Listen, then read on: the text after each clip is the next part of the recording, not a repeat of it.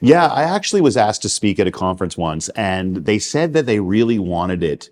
They wanted the process to be demonstrated. They wanted proof of concept. And so what they said was, we want you to give your regular presentation on the process and teach everyone in the room how they can do it. But then we want you to bring up three people who have been doing it for at least a month and a half, and talk about their own experiences. And they identified three people, one of whom was very gung ho, one of whom was kind of ambivalent, and one was just like, look, I'm doing this because I don't want to be asked to do this stuff again. I hear people talk about culture all the time. It is soft. It is not what we need to focus on. We need to focus on efficiency, and sometimes culture and all that soft stuff gets in the way. However, I am open to trying it.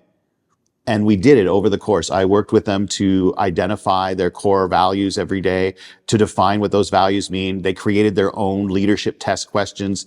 And then for 6 weeks before the actual event, they consistently asked these questions of themselves every day.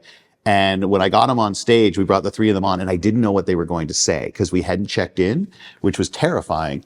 And he fundamentally was just like, I wanted to, like you said, I wanted to go to work and I wanted to do a good job. But what I didn't think about was the impact I was having while I did my job. And what he said was, what this allowed me to do was be more of the person I wanted to be, and I didn't expect that. He said, I didn't realize that I could be more myself at work than I was being. And that to me really stuck with my head. I could be more myself at work than I realized was possible. And I think a lot of people don't realize that while they're good at their job and while they can deliver on their expectations at work, that doesn't mean they're bringing themselves to work. And it was really cool to watch this person realize that it wasn't so much about culture that he thought about it. What he thought about it as was bringing himself more completely to work every day. And that made him realize how much more impact he had than just his job responsibility. And that was a really cool thing to watch someone realize, that they were a lot more than their job. And I don't think they realized the impact they were having on other people as they did it. And he said he really enjoyed the possibility of doing that. But look, I get pushback all the time from people saying the idea that everyone can be a leader is disturbing in some ways to me.